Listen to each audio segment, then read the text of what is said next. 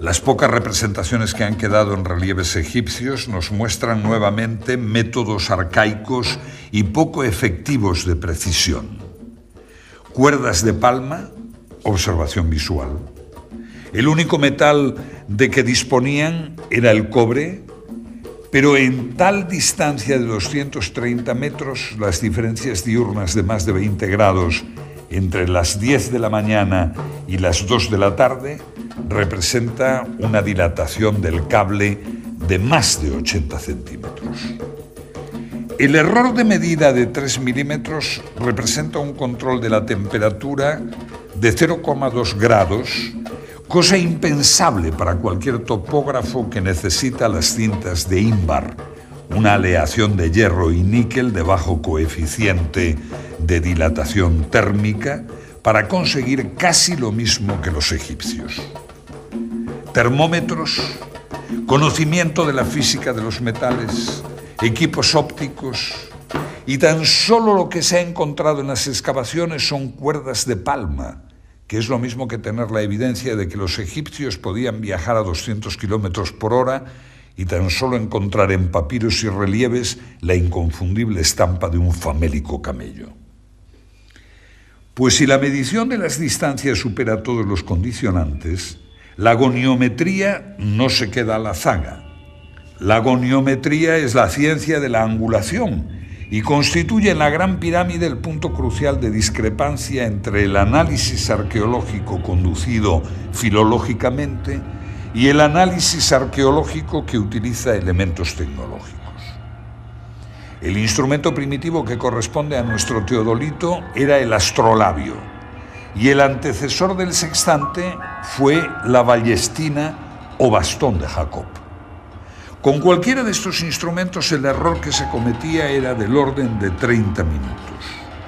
En cuanto a otros instrumentos no ópticos, todavía se emplean para agrimensura de baja precisión ciertos dispositivos como la escuadra de pínulas, siendo las pínulas cerdas o hilos de nylon, y las escuadras de espejo. El error de estos instrumentos se puede apreciar en los 20 minutos.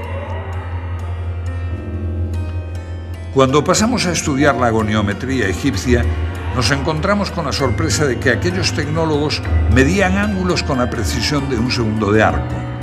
Esto debe considerarse como sobrenatural, pues trasciende ampliamente la capacidad del ojo humano, que es como aseguran que fue orientada la pirámide.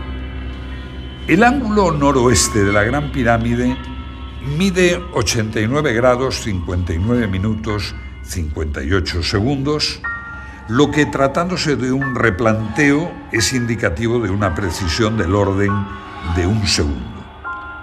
Los buenos teodolitos modernos miden con el mismo error observado en el monumento de un segundo. Estos errores son inevitables para la cantidad de factores incidentes, tales como errores de la lectura de los nonios, dilatación térmica de instrumentos y elementos de lectura, errores de nivelación, error de arrastre, viento, errores de apreciación sobre el retículo, refracción atmosférica, etcétera, etcétera, y parece ser que todo ello fue tenido en cuenta por los topógrafos egipcios. Se nos presenta en goniometría lo mismo que observamos en mensuración, es decir, el mismo error en estructuras pequeñas, como sarcófagos o cámaras, que en las grandes. Ello presenta una homogeneidad al sistema de medidas empleado que excluye cualquier hipótesis basada en el azar o en la casualidad. Como demostración de lo dicho, comparemos la desviación azimutal de las dos grandes pirámides. Ambas pirámides tienen su desviación hacia el oeste. Petrie da los siguientes valores para la pirámide de Keops. Núcleo, 5 minutos, 16 segundos. Pasajes, 5 minutos, 49 segundos. Revestimiento este, 5 minutos, 30 segundos. Promedio, 5 minutos, 31 segundos. Para la pirámide de Kefren, otorga los valores 5 minutos, 37 segundos para los pasajes y 5 minutos 26 segundos para el revestimiento, obteniendo un promedio de 5 minutos 31 segundos. Este resultado nos muestra el exacto paralelismo de dos estructuras separadas por más de medio kilómetro de distancia.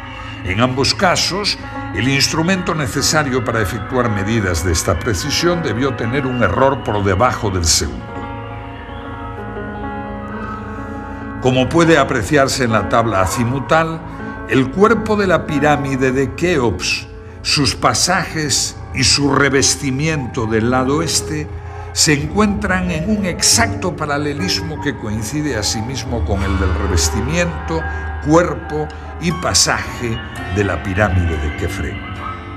Por esta circunstancia, la observación de que los otros lados, norte, sur y oeste, de la base de la Gran Pirámide están orientados 3 minutos hacia el este del norte con relación a la dirección anterior, revela un hecho intencionado. El lado oeste de la base representa con exactitud milimétrica el promedio del lado norte y del sur. Otro interesante problema lo constituye la perfecta euclicidad y horizontalidad del plano de la base de la Gran Pirámide. El asunto es altamente atractivo porque la nivelación debió efectuarse prescindiendo de las direcciones diagonales, ya que en el centro los constructores dejaron sin tocar la piedra de la meseta y solamente rebajaron el perímetro. Este mismo mogote central dificulta las operaciones de cuadración del perímetro de la base, que debió ser efectuada por medios puramente ópticos. El estudio de la base revela un plano perfecto en todo el perímetro de 920 metros, de tal manera que el ángulo suroeste se revela tan solo 1,5 centímetros más alto que el noroeste.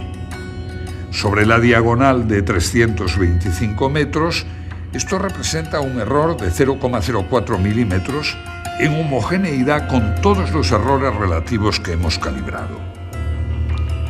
Respecto a los dispositivos de observación de los egipcios, conocemos solamente el merjet, o vara del observador de las horas, que era una vara de palma con una comisura en V en la parte superior, empleado para medir por la altura de las estrellas las horas de la noche. Con este artilugio no pudieron avanzar mucho en sus conocimientos astronómicos. La pregunta obvia es si es posible calcular la cifra de 365,2425 días por la simple observación de un fenómeno tal como la crecida del Nilo.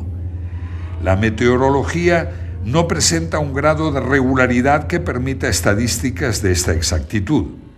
Ello requeriría, en el mejor de los casos, estadísticas de muchos milenios, lo cual nos retrotrae al problema que se quiere soslayar con el argumento. Hay una cierta lógica en admitir que no puede hacerse un gran progreso en astronomía si el mismo no va acompañado de un progreso paralelo en óptica. La historia muestra que en ningún caso se dio un progreso aislado en una rama particular de la ciencia si todas las otras ramas no fueron adelantadas en medida paralela. La capacidad de medición de los egipcios no puede ser considerada como un hecho aislado en medio de un desconocimiento general de la ciencia y la tecnología. No es posible hacer medidas de precisión si no se posee al mismo tiempo un vasto conocimiento de la óptica, la matemática, la termología, etc. Todo ello sin tener en cuenta que una medida de precisión debe inspirarse en algún propósito específico. Es evidente entonces la completa disociación entre una ciencia avanzada y lo que aparece en sus pinturas y escritos. La oposición entre el análisis arqueológico y el análisis tecnológico llega al extremo de pintarnos dos mundos heterogéneos que marchan en sentido inverso, uno que aprende con lentitud y otro que olvida rápidamente. Este conjunto de circunstancias nos presentan un panorama de involución ascendente que pareciera ser uno de los principios cardinales de la arqueología. Lo que surge a la luz de repente en los periodos iniciales de Egipto pudiera no ser el producto de una generación espontánea, sino el final de una trayectoria de siglos de tradición. Admitir esto, un largo itinerario cultural desconocido para nosotros, es más ajustado a la realidad de los hechos históricos que suponer la creación de evolucionadas técnicas científicas y perfeccionados instrumentos que de repente, por arte de magia, hacen su aparición en el escenario del Nilo. La Gran Pirámide es la obra imposible. Aunque hablamos de los egipcios en tono genérico, es solo en este monumento donde la perfección se halla presente. No puede compararse con ninguna otra obra en toda la tierra de los faraones o en todo el mundo. Posiblemente todas las demás pirámides sean la burda imitación de un pueblo que se encontró con ella cuando llegó a Egipto.